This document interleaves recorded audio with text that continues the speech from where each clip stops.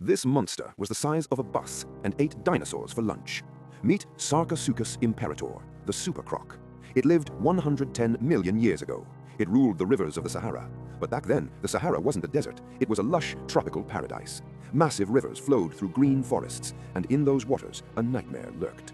Picture a modern crocodile, now triple its size. Sarcosuchus reached 40 feet in length. That is longer than a Greyhound bus. It weighed up to 8 tons. That is heavier than an African elephant. It was a tank covered in armor.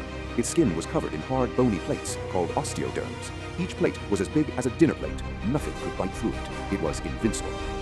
Its head was absolutely terrifying. The skull was 6 feet in long. It looked like a giant coffin. It had 132 teeth in its massive jaws. The teeth were not like knives. They were like railroad spikes, thick, conical, and unbreakable.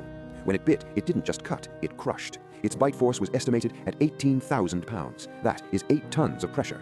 It could crush a car like a soda can. It could snap a T-Rex's leg bone easily. It was the strongest bite in history. But the most shocking part? Its diet. We used to think it just ate fish. We were wrong. Its jaws were designed for big game.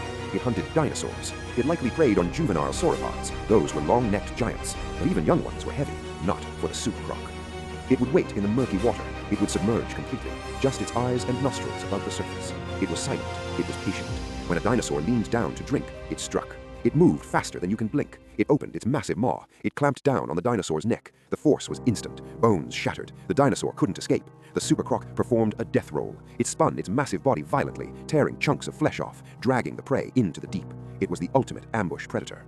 It had a strange secret weapon, too, a huge bulb at the end of its snout. It was called a bulla. It made up 75% of its snout length. Scientists aren't sure what it did. Maybe it helped it smell better. Maybe it amplified its calls. It could have made a low rumble, a sound that vibrated through the water, a warning to everything nearby. Stay away.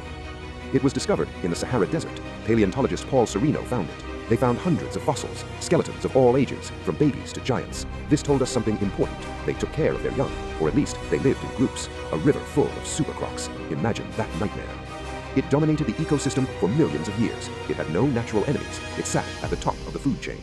Until the world changed. The continents shifted. The climate turned dry. The lush rivers began to vanish. The water levels dropped. The food supply collapsed. The giant dinosaurs died out.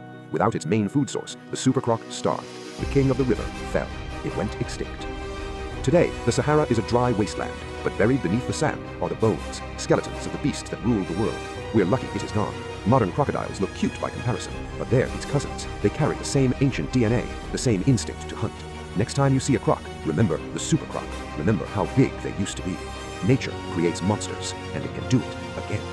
Follow for more extinct nightmares.